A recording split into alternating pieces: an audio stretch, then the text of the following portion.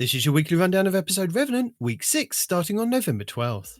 Week 6 is the final week of Destiny's free-to-play Halloween event, Fest of the Lost, which ends at the weekly reset on November 19th.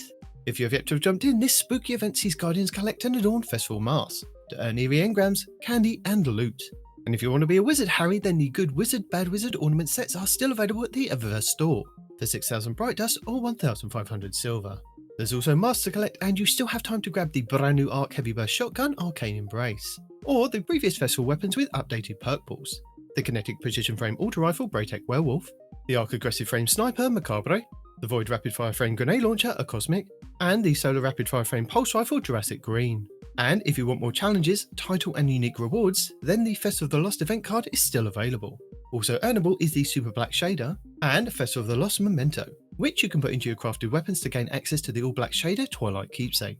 Plus, the Hocus Focusing with Exotics has returned from last year's event, including the new exotic class items, which are available to purchase directly from either for 1 Eerie Engram and 2,500 candy. You can purchase as many as you like, and if you have achievement unlocked, you're guaranteed to get your selected exotic class item achievement perk. Also, if you haven't completed Dual Destiny, you can still purchase the Fest of the Lost exotic class item reward. Over in the last city, we have Onslaught Salvation, which can be accessed after you complete the initial steps of the opening act of Revenant.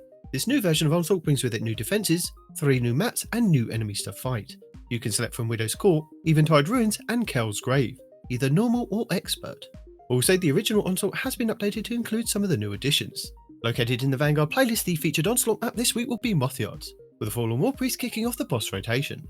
Also available for a weekly Pinnacle is the new dungeon Vesper's Host, which can be found over on Europa, with the exotic sniper rifle Icebreaker up for grabs, and a whole suite of new weapons and armour. Just make sure you visit Spider over in the last city to pick up the quest Rogue Network to enter. In the last city on the Helm, the exotic mission Encore is still available, with 2 difficulty options, normal and expert. Also from episode Echoes, we have the 3 new battleground activities: Delve, Conduit, and Core, with Enigma Protocol and Breach Executable. The Expert Battlegrounds will start this week's rotation with Core. In the Pale Heart, the exotic mission Dual Destiny is available for teams of 2 Guardians, where you can farm the mission to earn as many new prismatic exotic class items as you like. The final stretch Cooperative Focus campaign mission this week will be Iconoclasm. The 12 Guardian Match-Made Excision mission is also available next to the race for a weekly Pinnacle, with the Grandmaster version granting the Ergo Sum Catalyst and an Ascendant Shard. The Dreamy City this week is at a medium curse level, which means Petrovenge can be found in the Divilian Mist and has the Oracle Engine mission for the next week. The Blindwell features Hive enemies and the Plague Kragar. The Ascendant challenge will be the Chimera Garrison over in the Chamber of Starlight Lost sector. On the Moon, the weekly story mission is a mysterious disturbance. The Trove Guardian is located in the Anchor of Light, while the Wandering Nightmare is the Fallen Council in Archer's Line. Nightmare hunts Fogoth, Fear, Crota, Despair, and Fanatic Insanity. The Altars of Sorrow will start this week's rotation with the Nightmare of Zydron and the Heretic Rocket Launcher. On Europa this week, Phylax the Warrior will be the Empire Hunt, Asterian's Abyss will be the Eclipse Zone, and the Exo Challenge will be Agility. Dares of Eternity Expert difficulty rounds are Taken, Cabal, and Zydron. The Scatterhorn armor set and the Perfector's armor set will be available in Dares of Eternity with Weapon Set 2, Scathelock, Extraordinary Rendition, Brass Attacks, Threaded Needle, Code Duello, Imperial Needle, Far Future, Honor's Edge, Distant Terminus, Interference 6, Shepherd's Watch, and Annual Skate. The Witch Queen weekly story mission is The Last Chance, Altar of Reflections Choice, and Altar of Reflections Pact. The Wellspring activity will start the week on attack, with the Kinetic Bow, Feltar Diddle, and Borgon Hive Knight as the boss. The Lightfall weekly mission is Desperate Measures, the Partition mission will be Ordnance, and the Vex incursion will be Umshire Park. The Salvation Judge raid challenge this week is the first encounter Substranum called Scenic Route. The Root of Nightmares raid challenge this week is the second encounter Scission called Crossfire. The Val the Disciple challenge this week is the third encounter The Upender called Defenses Down. The Vault of Glass challenge this week is the fourth encounter Gatekeeper called Strangers in Time. The Deep Zone Crypt challenge this week is the first encounter Crypt Security called Red Rover. And the Last Wish challenge this week is the third encounter Morgoth called Forever Fight.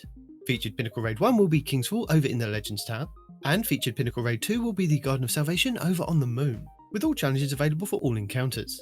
With the exotic scout rifle Touch of Malice being farmable from the final boss in Kingsfall, and the exotic trace rifle Divinity being acquired via completing the raid puzzles in Garden. Also, the Garden of Salvation weapons are now craftable, with the red borders being farmable for the week. Plus, you can grab a quest from Hawthorne in the tower for a guaranteed red border on a full completion. Pinnacle Dungeon 1 will be the Pit of Heresy on the Moon, and Pinnacle Dungeon 2 will be the Spire of the Watcher over on the Thronework. The exotic mission rotator will be Starcross over in the Legends tab, with the Wishkeeper exotic bow being the main reward. The exotic missions, the Whisper and Zero Hour, will also be available in the Legends tab.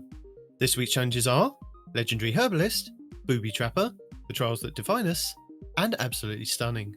Lost Sectors, Tuesday Metamorphosis on the Throne World, Wednesday K1 Revelations on the Moon, Thursday Battleground Wishes on the Dreaming City, Friday Chamber of Starlight on the Dreaming City, Saturday The Quarry on the EDZ, Sunday Excavation Site 12 on the EDZ, and Monday The Broken Deep in the Pale Heart. Our sixth featured Nightfall will see us face off against once fiery exhumed Heather in the Heist Battlegrounds Moon, with a Slammer Sword as the featured adept weapon. The 6v6 playlist should be Control. Rift should be in the Party Relentless playlist, Elimination in the 3v3 playlist, Class Clash in Crucible Labs, and Trials of Osiris at the weekend. This week should also see bonus Gambit ranks available all week long. Still available is the Destiny 10th Anniversary in-game celebration event, and don't forget to keep an eye on Zer this Friday at Reset to see if he's offering another chance to grab a random rolled exotic class item for 41 strange coins. And that's it for the 6th week of the Final Shape episode Revenant.